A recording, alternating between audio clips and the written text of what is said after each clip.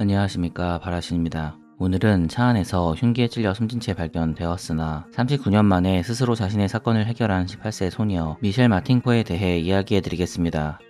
1979년 12월 19일 수요일 미국 아이오와주 시더래피즈. 이날 저녁 케네디 고등학교 3학년 학생인 미셸 마틴코가 쉐라톤 호텔에서 열린 합창단 연회에 참석했습니다. 이날 연회는 케네디 고등학교 합창단에서 주최한 행사였고, 미셸은 이날을 위해 검은색 드레스와 검은색 스카프 그리고 새로 산 코트를 입고 연회에 참석했습니다. 미셸은 저녁 7시까지 호텔에 있었고, 연회가 끝나자마자 아버지의 차를 몰고 개장한 지 2주도 채 안 된 쇼핑몰인 웨스트데일 몰로 향했습니다. 당시 미셸은 휴가 중인 어머니의 부탁으로 어머니가 입을 새 겨울 코트를 사기 위해 쇼핑몰에 방문한 것이었습니다. 미셸은 어머니에게 $180의 돈을 받았고, 코트를 사고 남은 돈은 자신을 위해 쓸 계획이었습니다. 미셸은 혼자 쇼핑하는 것보단 친구와 함께하는 것이 좋을 것 같다고 생각했습니다. 그녀는 호텔을 떠나기 전 가장 친한 친구 제인 한센에게 연락하여 함께 새로 오픈한 쇼핑몰에 가보자고 이야기했습니다. 미셸의 연락을 받은 제인은 매우 아쉬워하며 오늘은 함께 못할 것 같다고 그녀에게 말했습니다. 제인은 이날 꼭 해야 할 중요한 숙제가 있었는데 아직 숙제를 반도 못했기 때문에 미셸의 제안을 거절한 것이었습니다. 어쩔 수 없이 미셸은 홀로 웨스트데일 몰에 방문했고 쇼핑몰을 돌아다니며 이곳저곳 구경했습니다. 미셸은 쇼핑몰에 입점한 가게를 둘러보고 가게에서 일하는 친구와 지인들을 만나 수다를 떨었습니다. 미셸은 이날 약 1시간 동안 쇼핑몰을 돌아다니다가 저녁 8시에서 9시 사이에 보석 가게 밖에서 마지막으로 목격되었고, 이후 그녀의 모습을 본 사람은 아무도 없었습니다. 1979년 12월 20일 새벽 2시, 자정이 훨씬 넘었는데도 딸이 집에 돌아오지 않자 미셸의 아버지는 경찰서에 전화하여 딸이 사라졌다고 실종신고를 했습니다. 신고를 받은 경찰은 즉시 미셸을 찾기 위해 현장으로 출동했고, 쇼핑몰 주변 그리고 미셸이 처음 방문한 호텔을 포함하여 마을 곳곳을 수색했습니다. 신고가 접수되고 2시간 뒤인 1979년 12월 20일 새벽 4시경, 경찰은 미셸이 방문한 웨스트데일 몰과 JC 펜이라는 백화점 사이에 있는 주차장에서 주차된 자동차 한 대를 발견했습니다. 주차된 차는 1972년식 뷰익 일렉트라 자동차였는데, 이 자동차는 미셸이 집에서 끌고 나온 그녀의 아버지의 자동차였습니다. 경찰은 자동차의 문을 강제로 열었고, 자동차의 문이 열리자 조수석에 피를 흘리고 쓰러져 있는 미셸을 발견했습니다. 경찰은 쓰러져 있는 미셸의 몸에서 칼에 찔린 것으로 보이는 29개의 상처를 발견했습니다. 그리고 경찰은 그녀의 손에서 누군가에게 저항한 것으로 보이는 방어운도 확인했습니다. 당시 자동차 내부에서만 피해 흔적이 있었고, 외부에서 발견된 혈흔은 없었기 때문에 경찰은 미셸이 자동차 안에서 사망한 것으로 판단했습니다. 경찰은 미셸을 죽인 흉기가 날카로운 칼이었을 것으로 추정했으나, 당시 현장에서 범행 도구가 발견되지 않아 그녀가 어떤 무기로 살해당했는지는 정확히 알 수 없었습니다. 현장에서 용의자의 것으로 보이는 지문도 발견되지 않았기 때문에 경찰은 범인이 장갑을 끼고 미셸을 살해했다고 판단했습니다. 정황상 범인은 우발적으로 미셸을 살해한 것이 아니라 철저한 준비를 통해 그녀를 죽인 것으로 보였습니다. 보건 결과 검시관들은 미셸이 저녁 8시에서 10시 사이에 사망한 것으로 추정했습니다. 미셸이 마지막으로 쇼핑몰에서 목격된 시간이 8시에서 9시 사이였기 때문에 경찰은 그녀가 10시 정도에 사망했다고 추측했습니다. 사망 당시 미셸의 소지품들이 모두 그대로 차 안에 있었고, 추행의 흔적도 없었으며 가방에 돈도 그대로 있었습니다. 최종적으로 경찰은 이 사건이 원한관계에 의한 계획범죄라고 판단하고 수사를 시작했습니다. 경찰은 즉시 미셸이 살해당했다는 사실을 그녀의 부모님에게 알렸고, 미셸의 어머니는 가장 먼저 미셸의 친구 제인 한센에게 이 소식을 전해 주었습니다. 미셸이 죽었다는 이야기를 들은 제인은 당시 자신이 숙제 때문에 쇼핑몰에 함께 가자는 미셸의 제안을 거절하여 그녀와 함께 있지 않았다는 사실에 죄책감을 느끼고 있었습니다. 제인은 눈물을 흘리며 미셸의 부모님에게 미안하다고 말했고, 미셸의 어머니는 제인의 눈물을 닦아주며 그녀를 위로해 주었습니다. 경찰은 사건 발생 후 일주일 동안 약 200명 이상의 사람들을 불러 인터뷰하였습니다. 심지어 지역 내 모든 전과자를 대상으로 거짓말 탐지기 테스트까지 하였으나 의심가는 사람은 한 명도 발견되지 않았습니다. 경찰은 2년간 사귀다가 최근에 헤어진 미셸의 전 남자친구 앤디가 사건 당일 쇼핑몰에서 미셸을 잠깐 만났다는 정보를 입수했습니다. 경찰은 즉시 앤디를 유력한 용의자로 보고 그를 불러 강도 높은 조사를 하였습니다.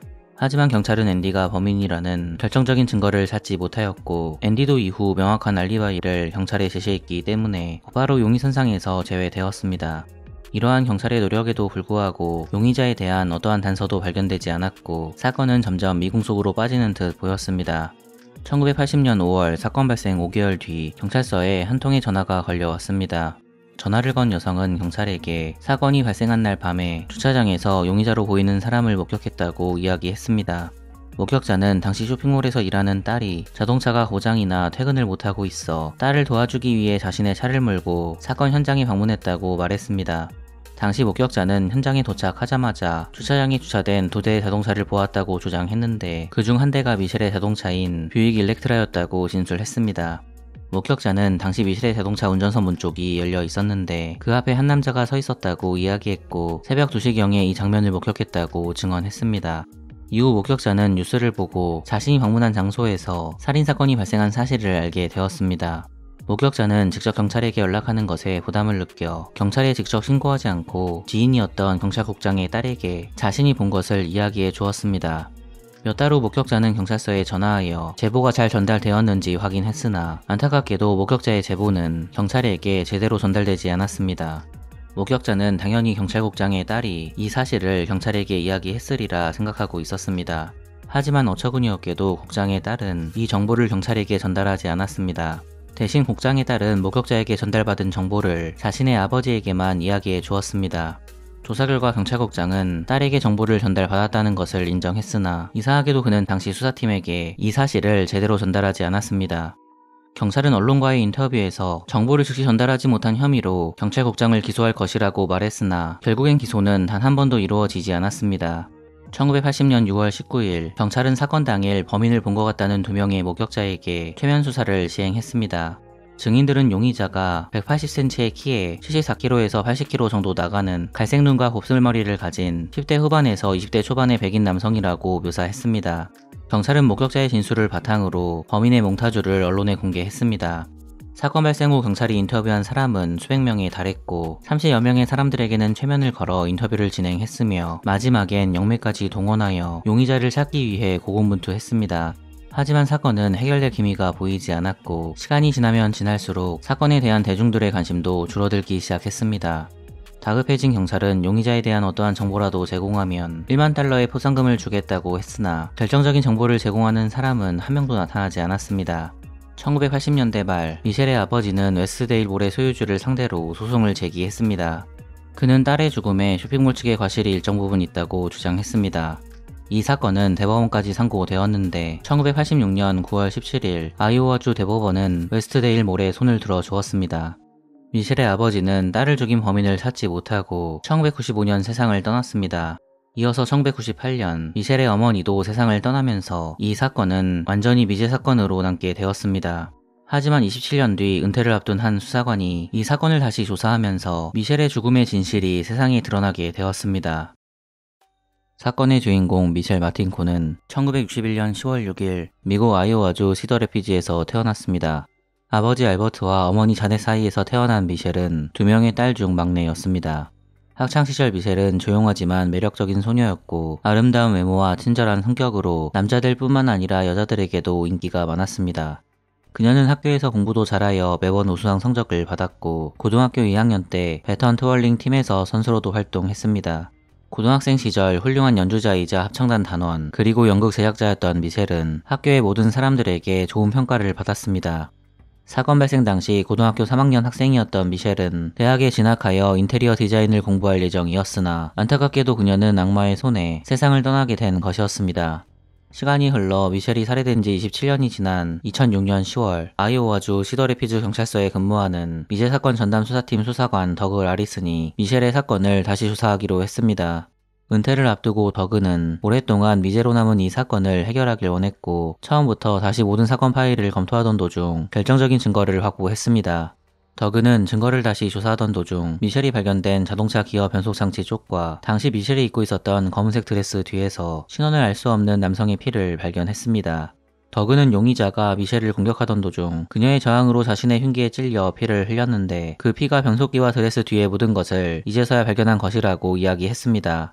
경찰은 아이오와주 범죄수사국 연구소와 긴밀히 협력하여 이 혈액 샘플에서 용의자의 DNA 프로필을 확보했습니다. 연구소의 보고서에 따르면 회수된 DNA는 프로필을 형성할 만큼 완전했습니다. 경찰은 즉시 국가 DNA 데이터베이스인 CODIS에 용의자의 DNA를 업로드하였으나 안타깝게도 살인범의 DNA와 일치하는 항목은 발견되지 않았습니다. 몇 년간 경찰은 용의자의 DNA를 국가 데이터베이스에 등록된 DNA와 대조하였으나 수백 번의 시도에도 불구하고 용의자와 일치하는 항목이 없었습니다. 2015년 더그 라리스는 은퇴하게 되었고 이 사건을 매튜 델링거라는 수사관에게 인수인계해 주었습니다. 매튜는 1979년 12월 19일 웨스트데일 몰에서 18세 소녀 미셸이 살해당했을 당시 겨우 5세였습니다. 놀랍게도 수사관 매튜의 아버지 하비 델링거가 당시 미셸 살인사건의 전담 수사관이었습니다. 매튜는 어렸을 때부터 아버지를 통해 이 사건에 관한 이야기를 듣게 되었고 경찰이 된 이후에도 그는 미셸의 사건에 대해 관심을 가지고 있었습니다. 매튜는 부임하자마자 약 7,800페이지에 달하는 사건 보고서를 모두 읽었습니다. 처음에 그는 전임자인 더그의 방식대로 용의자의 DNA를 국가 데이터베이스에 등록된 DNA와 하나하나 대조하는 작업을 했습니다. 하지만 8개월이 지난 후 매튜는 무작위로 모든 사람을 조사하는 방법이 너무 비효율적이라고 판단하고 가능한 용의자를 좁힐 새로운 계획이 필요하다고 생각했습니다. 2017년 5월 16일 수사관 매튜는 버지니아 소재의 DNA 표현형 서비스를 제공하는 파라본이라는 회사에 연락하여 도움을 요청했습니다. 파라본은 DNA 유전 정보만을 사용하여 사람의 얼굴을 예측하는 기술을 가진 회사였습니다. 경찰은 큰 비용이 들었음에도 불구하고 파라본과 계약했습니다. 곧 파라본 측은 용의자의 DNA 프로필을 사용하여 살인범의 몽타주를 생성해내었습니다. 몽타주상의 남성은 금발 머리와 파란 눈을 가진 백인 남성이었는데 과거에 배포한 몽타주상의 남성과는 상당히 다른 모습이었습니다. 추가적으로 파라본은 용의자의 나이 든 모습도 생성해내었습니다. 사진이 대중에게 공개된 이후 경찰은 100건이 넘는 제보를 받았으나 용의자로 특정할 만한 사람은 아무도 없었습니다. 2018년 파라본 측은 수사관 매튜에게 연락하여 용의자의 DNA를 국가 DNA 데이터베이스가 아닌 일반인들도 사용할 수 있는 공개 DNA 데이터베이스이자 온라인 DNA 족보 사이트인 GED 매치에 업로드 해볼 것을 제안했습니다. GED 매치는 미국 최악의 연쇄 살인범 골든 스테이트 킬러를 검거하는 데 도움을 준 사이트였기 때문에 매튜는 이곳에 모든 희망을 걸었습니다. 매튜는 파라곤과 함께 GED 매치에 용의자의 DNA를 업로드했고 얼마 뒤 용의자와 유사한 DNA를 가진 사람을 찾게 되었습니다. 그들이 찾은 사람은 워싱턴주 밴쿠버에 거주하는 브랜디 제닝스라는 여성이었습니다. 파라본과 경찰은 브랜디 제닝스의 도움으로 그녀의 DNA를 넘겨받았고 이후 그녀의 DNA를 좀 더 자세히 분석한 결과 용의자가 브랜디와 먼 친척일 가능성이 크다는 결과가 나왔습니다. 파라본과 매튜는 브랜디를 중심으로 몇 달 동안 가계도를 그려나갔고 용의자가 브랜디의 증조무모 중 한 명의 후손일 가능성이 높다고 판단했습니다. 경찰은 즉시 모든 후손들의 신원을 파악하여 그들의 DNA를 하나하나 조사하였습니다. 얼마 뒤 수사관 매튜는 브랜디의 증조부모의 후손 중 제니스 번즈라는 여성을 찾아내었습니다. 경찰이 그녀의 DNA를 분석한 결과 놀랍게도 제니스 번즈는 용의자와 사촌지간임이 밝혀지게 되었습니다. 이로써 용의자는 제니스 번즈의 사촌인 도널드 번즈와 케네스 번즈 그리고 제리 번즈라는 3명의 형제로 좁혀졌습니다. 도널드와 케네스는 경찰의 요청에 따라 DNA 검사를 받았는데 그들의 DNA는 용의자의 DNA와 일치하지 않았습니다. 이제 마지막으로 제리 번즈만 남은 상황. 하지만 그는 DNA 검사를 거부했습니다. 영장도 없이 강제로 그의 DNA를 요청할 수 없었기 때문에 어쩔 수 없이 경찰은 비밀리에 제리의 DNA를 수집하기로 하였고 제리를 따라다니며 몰래 그를 감시하기 시작했습니다. 2018년 10월 29일 잠복 중인 경찰은 제리가 플라스틱 빨대를 사용하여 음료수를 마시는 것을 발견했습니다. 잠시 후 제리가 빨대를 버리고 현장을 뜨자마자 경찰은 즉시 그가 사용한 빨대를 회수했습니다. 그리고 즉시 빨대를 연구소로 보내 DNA 검사를 했는데 놀랍게도 제리가 사용한 빨대에서 나온 DNA는 미셸의 옷에서 발견된 용의자의 DNA와 일치했습니다. 2018년 12월 19일 경찰은 영장을 들고 제리가 일하는 회사로 찾아가 그를 신문했습니다. 경찰은 영장을 보여주며 그를 압박했고 제리는 경찰의 압박에 아무 말도 못하고 침묵을 지켰습니다. 경찰은 제리를 현장에서 체포하여 경찰서로 데려가 조사를 시작했습니다. 제리는 계속해서 자신은 그 당시 범행을 저지른 기억이 없다고 주장했고 미셸이 누군지도 모른다고 이야기했습니다. 경찰은 제리에게 그럼 어떻게 사건 현장에 당신의 DNA가 나왔는지 설명해 줄 수 있냐고 주궁했습니다. 제리는 경찰의 말에 아무 대답도 못하였고 거기서 왜 자신의 DNA가 나왔는지 모르겠다는 말만 반복했습니다. 혼란에 빠진 제리는 갑자기 경찰에게 DNA 검사를 다시 해볼 것을 요청했습니다. 경찰은 면봉을 사용하여 제리의 입에서 DNA를 추출했는데 역시나 이번에도 제리의 DNA는 당시 사건 현장에서 나온 용의자의 DNA와 일치했습니다. 미셸이 살해된 지 정확히 39년이 지난 2018년 12월 19일 제리는 경찰에 체포되어 1급 살인 혐의로 기소되었습니다. 2020년 2월 12일 드디어 제리의 재판이 시작되었습니다. 제리의 변호사는 그가 사건이 발생한 웨스트데일몰에 방문한 적이 있었는데 그때 그의 DNA가 간접적으로 미셸에게 전달되었을 수도 있다는 말도 안 되는 주장을 했습니다. 하지만 검찰은 제리가 조사 초반에 웨스트데일몰에 한 번도 가본 적이 없다고 주장했다고 말하며 변호사의 말이 설득력이 없다고 반박했습니다. 2020년 2월 24일 배심원단은 미셸 살인사건의 용의자 제리에게 유죄를 선고했고 2020년 8월 8일 제리는 66세의 나이에 가석방 없는 종신형을 선고받았습니다. 사건이 발생했을 당시 25세였던 제리는 66세가 되어서야 죗값을 치르게 된 것이었습니다. 제리가 살인 혐의로 유죄 판결을 받은 후 그의 추가적인 범죄가 드러나기 시작했습니다. 2008년 제리의 아내가 알 수 없는 이유로 스스로 목숨을 끊었는데 당시 이웃들은 제리의 아내가 그럴 이유가 전혀 없다고 주장하며 제리가 아내를 죽였다고 의심했습니다. 그리고 2014년 12월 19일에도 제리의 사촌이 갑자기 실종된 사건도 발생했습니다. 제리의 유죄가 선고되고 두 사건에 대해 의문이 제기되었지만 결정적인 증거가 발견되지 않아 추가적으로 그를 기소하지 않았습니다. 미셸의 가족들은 사건 당시 미셸이 목숨을 걸고 차 안에서 제리와 싸워 그에게 상처를 남긴 덕분에 이 사건이 해결되었다고 이야기했습니다. 만약 미셸이 범인에게 상처를 남기지 않았더라면 이 사건은 영원히 미제 사건으로 남게 되었을 것입니다. 미셸의 가족들은 결국 그녀가 스스로 살인범을 잡은 것이라고 말하며 이제야 미셸을 보내줄 수 있을 것 같다고 말했습니다. 하지만 제리는 자신의 죄를 인정하지 않고 있고 항소를 준비하고 있습니다. 안타깝게도 제리가 왜 미셸을 살해했는지는 영원히 미스테리로 남게 되었습니다. 안녕하십니까, 바라신입니다. 오늘은 어머니가 반대한 남자를 사랑했다는 이유로 25년 동안 다락방에 감금당한 비혼의 여인 블랑시 모니에에 대해 이야기해드리겠습니다. 1901년 5월 23일 프랑스 법무장관의 집무실에 한 통의 편지가 도착합니다. 이 편지는 보낸 사람이 누구인지 알 수 없는 익명의 편지였는데 편지를 쓴 사람은 법무장관에게 하루라도 빨리 매우 심각한 사건에 대해 알려드려야 할 것 같아 편지를 쓰게 되었다고 이야기했습니다. 법무장관은 즉시 편지의 내용을 읽어보기 시작했고 편지에는 다락방에 갇힌 여성이 이렇게 끔찍한 상태로 무려 25년간 감금되어 있었다고 쓰여 있었고 법무장관은 편지에 쓰여있는 내용을 보고 큰 충격을 받게 되었습니다. 하지만 이 끔찍한 내용보다 법무장관을 당황하게 만든 충격적인 사실은 따로 있었습니다. 바로 편지에 쓰여있는 다락방에 감금되어 있는 비혼의 여성이 당시 프랑스의 명문가 모니에 가문의 실종된 딸 블랑시 모니에라는 것이었습니다. 더욱더 충격적인 사실은 블랑시가 감금되어 있는 다락방이 바로 그녀가 어머니와 함께 살고 있던 집이라는 것이었습니다. 편지를 읽고 충격을 받은 법무장관은 이 의문의 편지에서 무엇인가 불길한 느낌을 받게 되었습니다. 실제로 25년 전 모니에 가문의 실종된 딸 블랑시 모니에가 사라진 사건은 당시 프랑스 상류사회에 모르는 사람이 없을 만큼 충격적인 사건이었습니다. 프랑스에서 가장 아름다운 여성 중 한 명이었던 블랑시 모니에가 갑자기 실종되자 블랑시와 결혼하길 희망했던 프랑스 사교계의 남성들은 큰 절망감과 슬픔에 사로잡히게 되었습니다. 그녀가 사라진 이후 프랑스 경찰은 블랑시를 찾기 위해 대대적인 병력을 동원하여 프랑스 전역을 수색했으나 블랑시의 행방을 찾을 수 없었고 그녀의 시신조차 발견하지 못했습니다. 그렇게 프랑스 상류층 사회에 엄청난 충격을 주고 영원히 사라진 블랑시가 아직 죽지 않고 자신의 집 다락방에 있다는 사실은 쉽게 납득하기가 어려운 내용이었습니다. 법무장관은 출처도 없는 편지의 사실 여부를 확인하지도 않고 즉시 경찰에게 모니에 가문의 집 수색을 명령합니다. 당시 모니에 가문은 프랑스 상류 사회에서 가장 영향력 있고 명성이 자자한 가문 중 하나였습니다. 블랑시 모니에의 아버지는 대학 총장이었고 모니에 부인은 프랑스 상류 사회에서 자선 사업으로 유명한 여성이었으며 그녀의 아들은 유명한 변호사였습니다. 사교계의 거물이자 프랑스의 유력 가문인 모니에 가문의 집 수색을 명령받은 경찰은 다시 한번 법무장관에게 연락하여 잘못된 명령이 전달된 것이 아닌지 재차 확인했습니다. 아무리 법무장관의 명령이라고 할지라도 아무 증거도 없이 고작 익명의 편지 한 장으로 모니에 가문의 집을 수색하는 것은 너무 무모한 행동이었습니다. 경찰의 미온적인 태도에 법무장관은 역정을 내며 모니에 가문의 집 수색을 거부하면 명령 불복종으로 모두 처벌할 것이라고 경찰을 협박했습니다. 어쩔 수 없이 경찰은 즉시 현장으로 출동하여 모니에 가문 사람들에게 양해를 구하고 형식적으로 집을 대충대충 조사하는 척만 하기로 했습니다.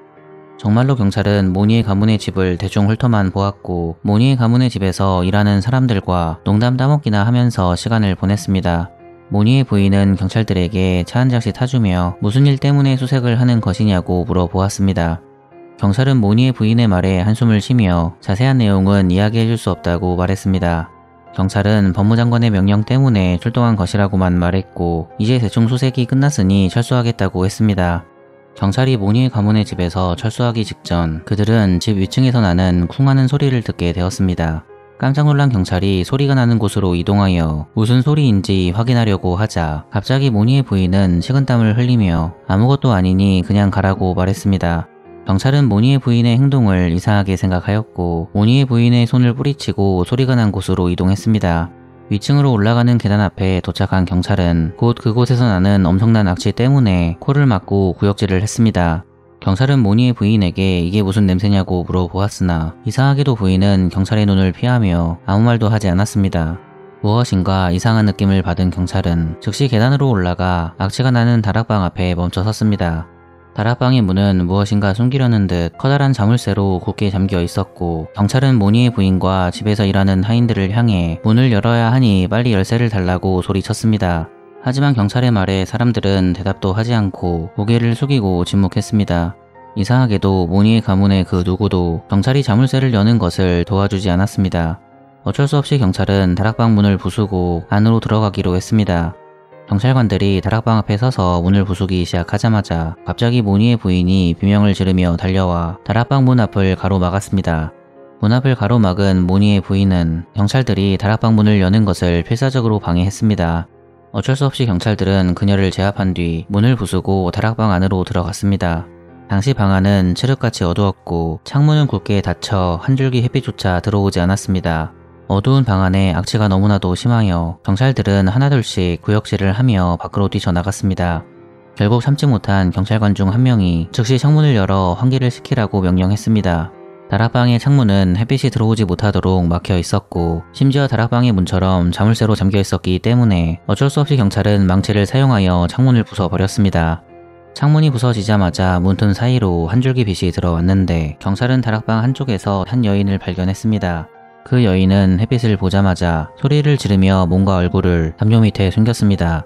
경찰은 모니의 부인에게 이 여자가 누구냐고 물어보았으나 모니의 부인은 경찰을 노려보며 아무 말도 하지 않았고 곧 어디론가 사라져 버렸습니다. 경찰은 하인들에게 이 여성이 누구인지 물어보았는데 모니의 부인이 완전히 사라지자 드디어 하인 중 한 명이 입을 열었습니다. 하인은 경찰에게 쇠사슬에 묶인 여성이 바로 25년 전에 사라진 모니의 가문에 실종된 딸 블랑시 모니에라고 이야기했습니다. 25년 만에 처음으로 햇빛을 본 그녀는 빛 때문에 매우 고통스러워 하였고 겁에 질려 완전히 제정신이 아닌 것처럼 보였습니다. 방 안에서 풍기는 냄새가 너무나도 고약하여 경찰들은 더 이상 조사를 하지 못하고 즉시 밖으로 나오게 되었습니다. 이렇게 끔찍한 환경에서 블랑시는 무려 25년 동안 감금되어 있었습니다. 경찰은 도망간 블랑시의 어머니를 체포하였고 곧 집으로 돌아온 그녀의 오빠도 체포했습니다. 그동안 블랑시는 병원으로 이송되어 치료받았습니다. 발견 당시 블랑시는 심각한 영양실조 상태였고 구출 당시 몸무게는 겨우 55파운드, 25kg이었습니다. 경찰은 체포한 블랑시의 어머니를 상대로 조사를 시작하였고 드디어 25년간 다락방에 감금된 블랑시 모니의 슬픈 이야기가 세상에 공개되었습니다. 사건의 주인공 블랑시 모니에는 1849년 3월 1일 프랑스의 명문가 모니에 가문의 딸로 태어났습니다. 엄청난 재산과 권력을 가진 모니에 가문에서 태어난 블랑시는 어렸을 때부터 먹고 사는 것에 대해 전혀 걱정을 할 필요가 없었기 때문에 또래들처럼 일을 하느라 고생할 필요가 없었습니다. 블랑시가 해야 하는 일은 사교 행사에 참석하고 맛있는 음식을 먹고 즐기다가 부모님이 원하는 남자와 결혼하기만 하면 되는 당시 프랑스 여자라면 모두 부러워하는 럭셔리한 삶을 살고 있었습니다.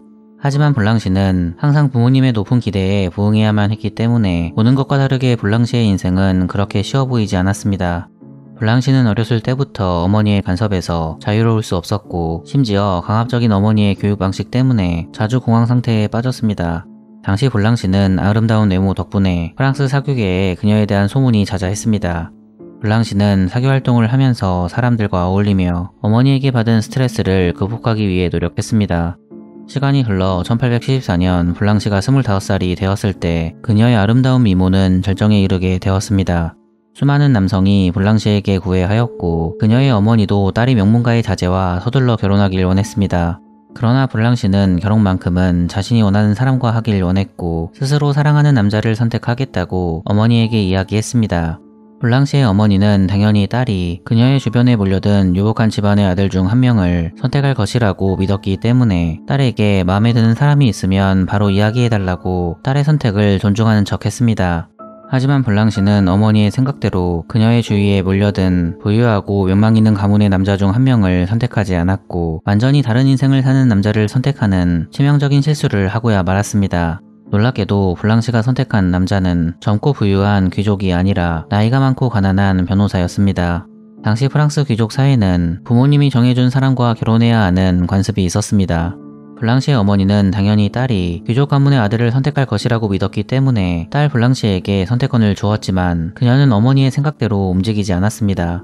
블랑시의 어머니는 딸 블랑시가 선택한 가난한 변호사와의 결혼을 반대하였고 좋은 가문의 유복하고 유능한 귀족 남성을 그녀에게 소개해줬지만 블랑시는 어머니의 제안을 거절했습니다. 평소에 항상 순종적이었던 딸 블랑시가 갑작스럽게 반항하는 모습을 보이자 화가 난 그녀의 어머니는 블랑시의 고집을 꺾기 위해 그녀를 자물쇠가 채워진 다락방에 감금했습니다. 당시 블랑시의 어머니는 정말로 딸을 영원히 다락방에 감금할 생각은 아니었습니다. 블랑시의 어머니는 만약 딸을 감금하지 않는다면 몰래 딸이 집에서 도망쳐 나와 가난한 변호사와 결혼할 수도 있다고 생각했습니다. 그렇게 된다면 딸을 가난한 남자에게 시집 보냈다는 주변 사람들의 조롱을 듣게 될 것이 분명했고 블랑시의 어머니는 이 소리를 죽기보다도 듣기 싫었기 때문에 어쩔 수 없이 특단의 조치를 취한 것이었습니다. 하지만 블랑시는 고집을 꺾지 않았고 가난한 변호사와 헤어지는 것을 거부했습니다. 딸의 행동에 분노한 블랑시의 어머니 모니의 부인은 아들의 도움을 받아 블랑시가 움직일 수 없도록 침대에 묶어버렸고 소량의 음식만 주면서 가난한 변호사와 헤어지라고 요구했습니다. 이렇게까지 했는데도 딸이 계속해서 반항하자 모니의 부인은 햇빛이 들어오지 못하게 하기 위해 다락방의 창문을 모두 가려버렸습니다. 모니의 부인의 끔찍한 조치에도 불구하고 딸 블랑시는 고집을 꺾지 않았고 결국 그렇게 그녀는 25년 동안 다락방에 감금되어 지내게 된 것이었습니다. 25년 동안 그녀의 가족 그리고 집에서 일하는 하인 중 그 누구도 그녀를 돕기 위해 손가락 하나 까딱하지 않았습니다. 놀랍게도 모니의 가문의 사람들은 블랑시의 어머니의 보복이 두려워 아무도 나서지 않았습니다. 모니의 부인은 하인들에게 만약 비밀을 폭로한다면 블랑시처럼 영원히 다락방에 감금해 버리겠다고 그들을 협박했습니다. 모니의 부인이 자기 딸을 눈 하나 깜빡하지 않고 다락방에 감금하는 것을 지켜본 하인들은 겁에 질려 그녀의 말대로 할 수밖에 없었습니다. 이후 블랑시가 사라지자 그녀를 흠모했던 남자들은 사라진 블랑시의 행방을 찾기 시작했고 경찰까지 나서서 블랑시를 찾았으나 영원히 그녀는 돌아오지 않았습니다. 블랑시의 어머니는 이러한 상황 속에서도 태연하게 행동했으며 딸을 다락방에 가둬둔 채로 사교계 활동과 자선사업을 하며 자신의 이름을 알리기 바빴습니다. 블랑시의 아버지는 큰아들에게만 관심이 있었을 뿐 가문의 명예를 실추시킨 딸을 아내인 모니의 부인이 어떻게 하든지 신경도 쓰지 않았습니다. 이후 블랑시의 아버지는 1882년 세상을 떠났고 블랑시가 감금된 지 10년 후인 1885년 그녀가 사랑했던 가난한 변호사도 세상을 떠났습니다. 하지만 변호사가 죽었음에도 불구하고 블랑시의 어머니는 계속해서 그녀를 감금했고 1901년까지 무려 25년간 감금은 계속되었습니다. 1901년 5월 23일 블랑시는 법무장관에게 전달된 익명의 편지 덕분에 경찰에 의해 발견되어 극적으로 구출되었습니다. 구출 당시 블랑시 모니에는 50세가 넘는 중년의 나이였고 그녀의 어머니인 모니의 부인은 76세였습니다. 경찰에 체포된 그녀의 어머니와 오빠는 법정에 출두하여 이 모든 것이 평소에 정신질환이 있었던 블랑시가 자초한 일이라고 주장했습니다. 그들은 블랑시가 미쳤기 때문에 가난한 변호사와 헤어지는 것보다 독방에 감금되는 것을 선택한 것이었다는 어처구니없는 주장을 했습니다. 그들은 정신병원에 딸을 입원시키면 가문의 명예가 실추되기 때문에 정신병자인 블랑시를 집에 감금하여 직접 보살핀 것이라고 이야기했습니다. 그 증거로 그들은 25년 동안 블랑시가 도망가려는 시도도 하지 않았다고 말하며 자신이 미친 것을 알고 있었던 블랑시가 운명을 받아들이고 다락방에 머물기로 한 것이었다고 말했습니다. 하지만 이 모든 것은 사실이 아니었습니다. 재판정에 이웃 주민들과 하인들이 증언하기 위해 모여들었습니다. 그들은 다락방 창문에서 살려달라는 여자의 비명을 종종 들었고 하인들은 블랑시에게 음식을 가져다 줄 때마다 블랑시가 도와달라고 한 말을 들었다고 진술했습니다. 아마도 법무장관에게 블랑시가 있는 장소를 제보한 익명의 편지는 이웃 주민 혹은 모니의 가문의 집에서 일하는 하인 중 한 명이었을 것입니다. 이 믿을 수 없는 끔찍한 소식을 듣게 된 대중들은 블랑시의 어머니에게 분노하였고 결국 블랑시의 어머니는 프랑스 전 국민의 비난을 받게 되었습니다.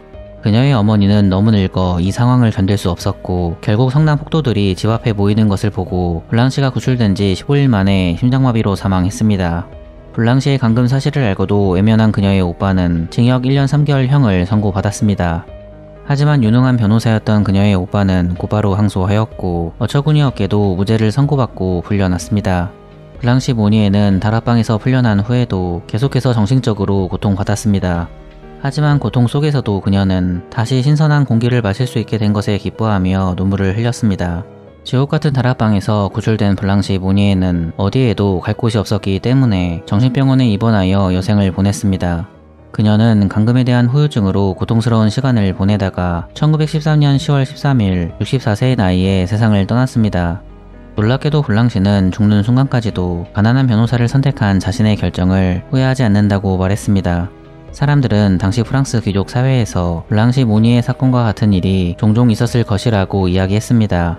이러한 가족 문제는 항상 비공개로 일어났기 때문에 얼마나 많은 사람이 이와 비슷한 비극적인 일을 겪었을지 알 수 없습니다.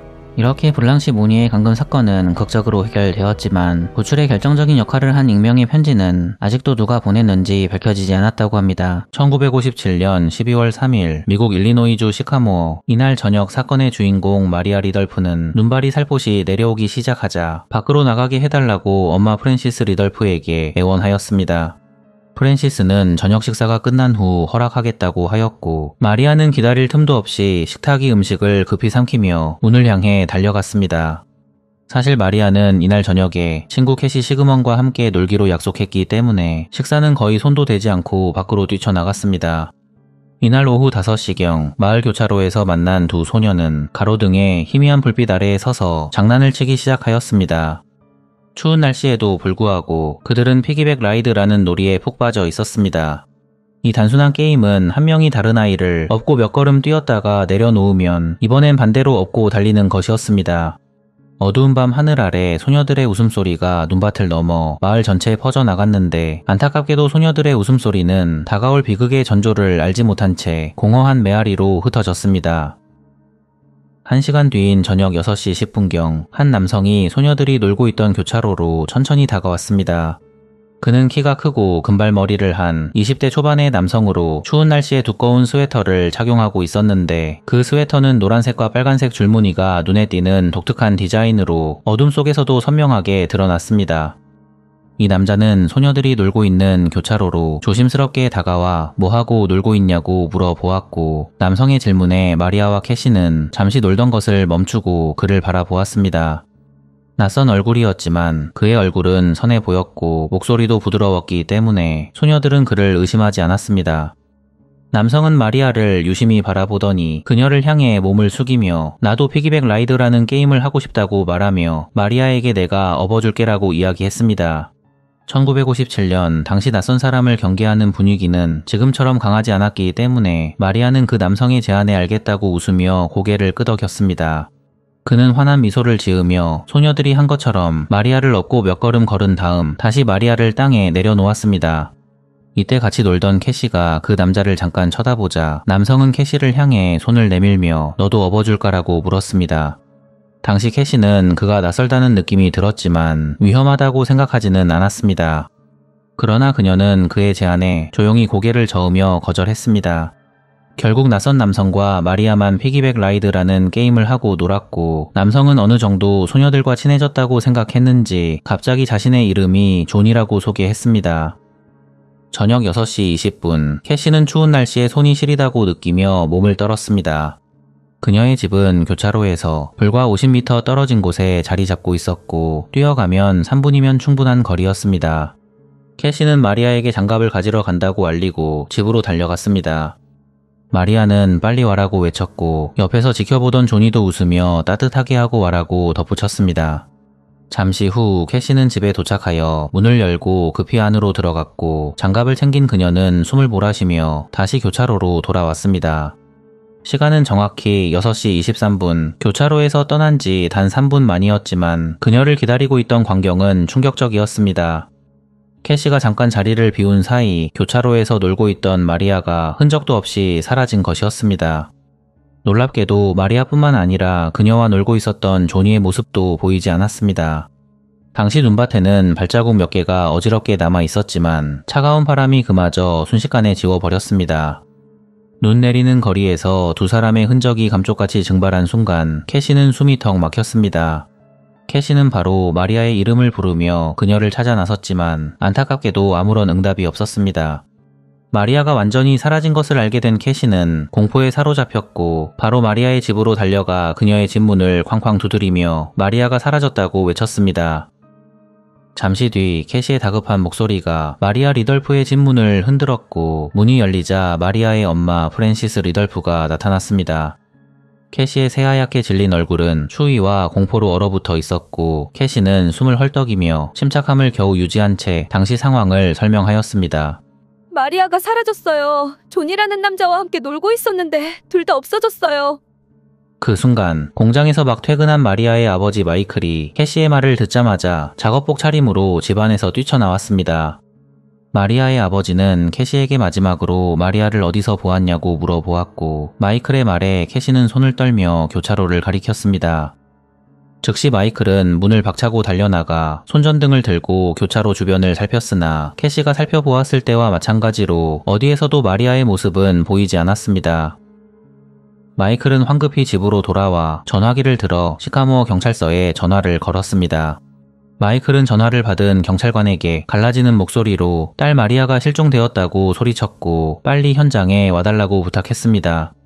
저녁 6시 50분 사이렌 소리가 시끄럽게 울리며 마을의 고요를 깨뜨렸고 곧 경찰차 2대가 현장에 도착합니다. 8시가 되자 FBI 요원들까지 현장에 합류하여 실종된 마리아를 찾기 시작합니다.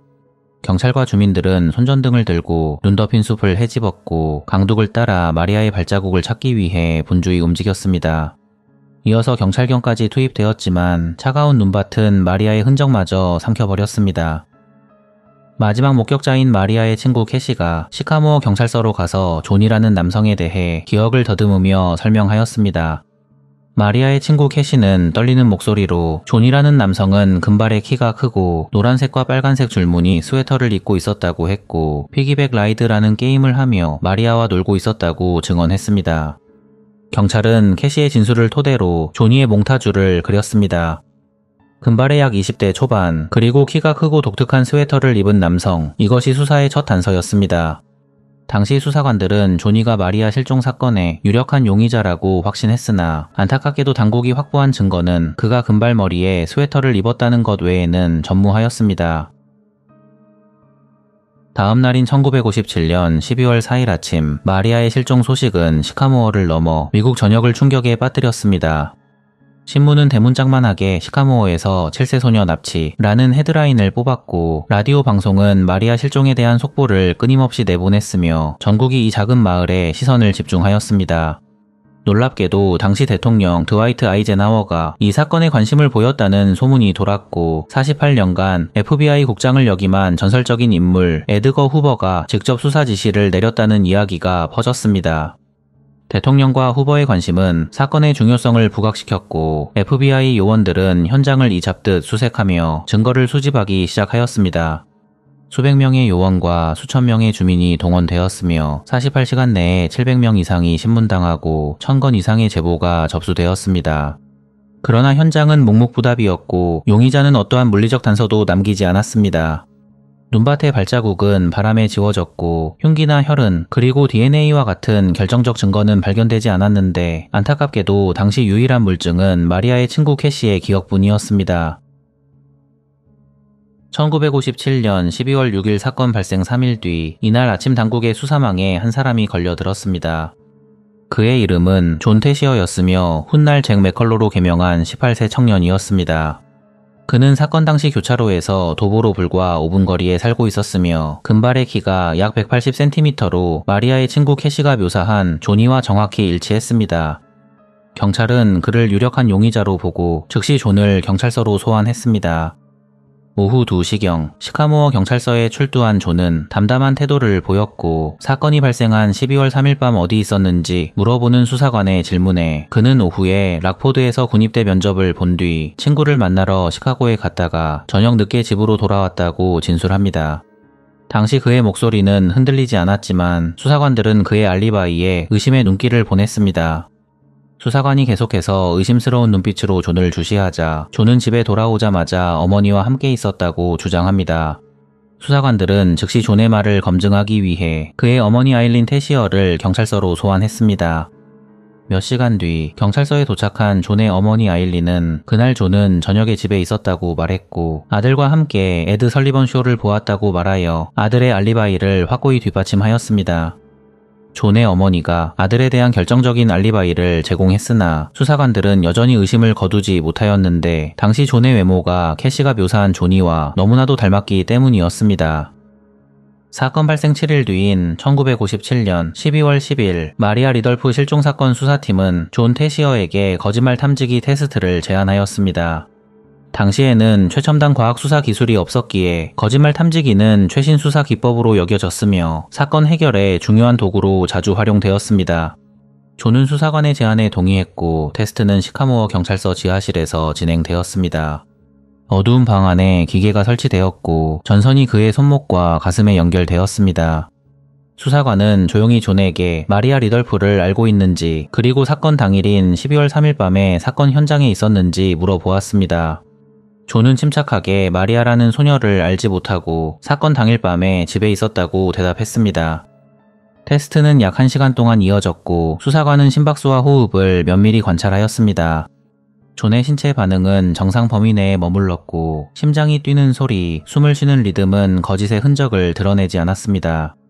1957년 당시 거짓말 탐지기는 과학적으로 신뢰받는 도구로 여겨졌고 존의 결과가 정상으로 나오자 수사팀은 그의 말을 믿을 수밖에 없었습니다. 당시 FBI 내부에서도 거짓말 탐지기가 틀릴 리 없다는 분위기가 지배적이었고 결국 수사관은 보고서에 존 테시어 혐의 없음이라고 기록했습니다. 1957년 12월 13일 존 테시어는 마침내 시카모어 경찰서에서 풀려나 자유의 몸이 되었습니다. 거짓말 탐지기 테스트 통과와 어머니 아일린 테시어의 강력한 알리바이 증언으로 그는 마리아 실종 사건의 용의자 명단에서 완전히 배제되었습니다.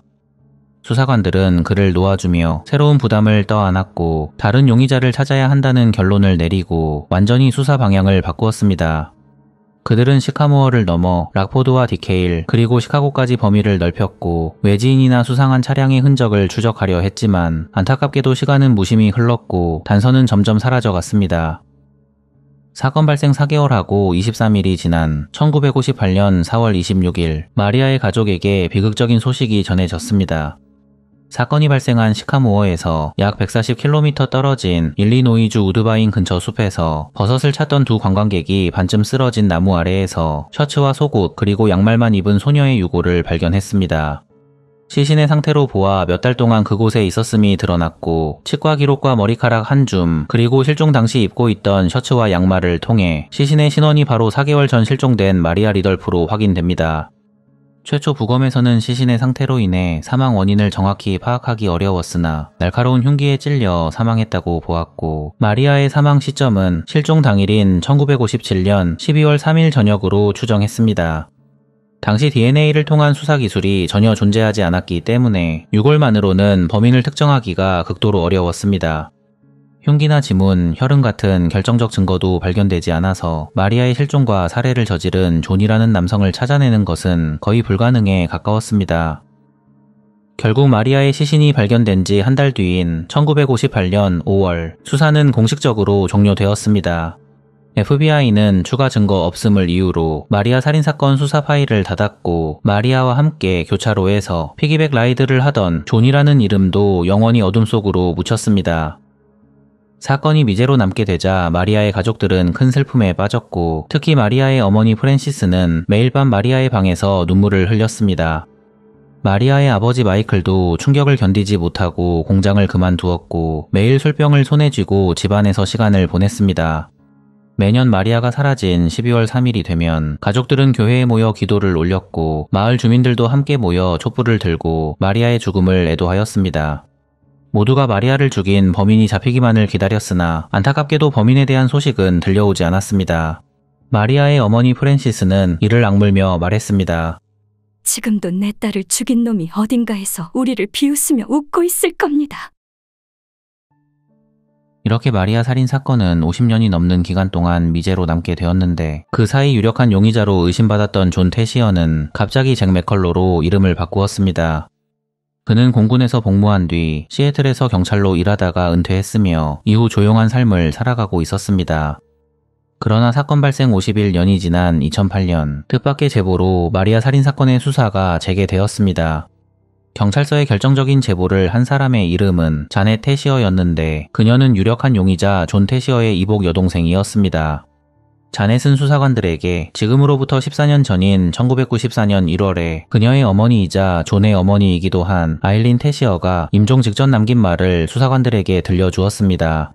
아일린은 딸 자넷에게 1957년 교차로에서 사라진 아이에 대해 이야기하던 중 사실 그날 밤 존은 집에 들어오지 않았다고 고백했습니다. 아일린은 아들을 보호하려고 당시 경찰에게 거짓 알리바이를 제공한 것이라고 했고 용의자의 이름 조니도 존의 어린 시절 애칭이었다고 말하며 지금이라도 이 사실을 반드시 세상에 알려야 한다고 작은 목소리로 말했습니다. 그 말을 마지막으로 어머니 아일린은 자넷의 손을 잡은 채 조용히 숨을 거두었습니다. 자넷은 어머니의 유언을 듣는 순간 과거 언니들인 캐서린과 진에게 들었던 이야기가 떠올랐습니다. 당시 언니들 역시 오랫동안 존을 범인으로 의심하고 있었지만 어머니 아일린이 마리아 사건에 대한 이야기를 극도로 꺼렸기 때문에 더 이상 이 사건을 언급하지 않기로 했다고 합니다. 이후 존은 총으로 자넷을 위협하며 죽이겠다고 협박한 적이 있었고 심지어 이복 여동생들을 추행하려고 한 혐의도 있었습니다. 결국 가족들은 존과 완전히 연을 끊었고 그가 어머니 아일린의 장례식에 참석하지 못하도록 배제했습니다. 자넷은 어머니가 돌아가신 이후인 1994년부터 14년 동안 끊임없이 시카모어 경찰과 FBI를 포함한 여러 수사기관에 어머니의 임종 발언을 조사해달라고 요청했지만 그녀의 요청은 번번이 무시당했습니다.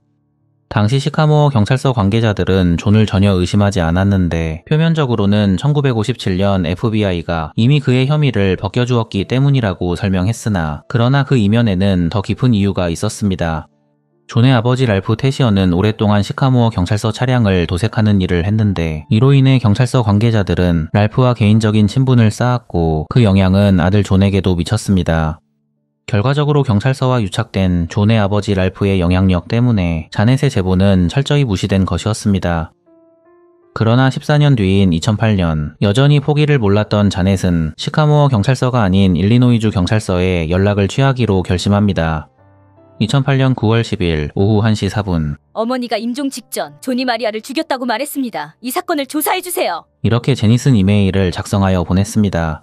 놀랍게도 이 이메일은 일리노이주 경찰의 눈길을 끌었습니다. 이를 계기로 마리아 살인사건을 다시 조사하기 위해 미제 사건 전담팀 불도그가 꾸려졌습니다. 수사팀은 용의자 존의 과거와 알리바이를 본격적으로 재조사하기 시작하였고 이렇게 먼지 쌓인 파일이 다시 열리며 51년 전의 흔적을 추적하는 여정이 시작되었습니다. 당시 71세였던 존 태시어는 잭 맥컬로로 이름을 바꾸고 시애틀에서 조용히 은퇴 생활을 보내고 있었습니다. 같은 시간 자넷의 결정적인 제보를 받은 수사관들은 제보를 받은 순간부터 3년간 은밀하게 그의 행적을 추적하였습니다. 2011년 드디어 모든 준비를 마친 수사관들은 마침내 잭 맥컬로를 경찰서로 소환하여 강도 높은 조사를 시작하였습니다. 같은 해 7월 5일 54년 만에 마리아의 시신이 무덤에서 꺼내져 재부검을 받았습니다. 그러나 너무 오랜 시간이 흐른 탓에 시신에서 DNA를 추출하는 것은 불가능하였습니다. 이어서 수사관들은 마지막으로 마리아를 목격했던 그녀의 친구 캐시를 불러 54년 전 사건 상황을 재조사하였습니다. 시간이 지나 60일 된 캐시는 수사관이 들고 온 낡은 범인의 몽타주와 잭의 사진을 보자마자 떨리는 목소리로 이 남자가 존이라고 말했고 얼굴이 아직도 선명하게 기억난다고 소리쳤습니다. 이렇게 그녀는 1957년에 그날 밤의 기억을 생생히 떠올렸습니다. 수사관들은 잭이 54년 전인 1957년 12월 3일 사건 당일 락포드에서 군대 입대 면접을 보고 바로 시카고로 기차를 타고 이동했다고 주장한 내용을 철저히 재검토하였습니다.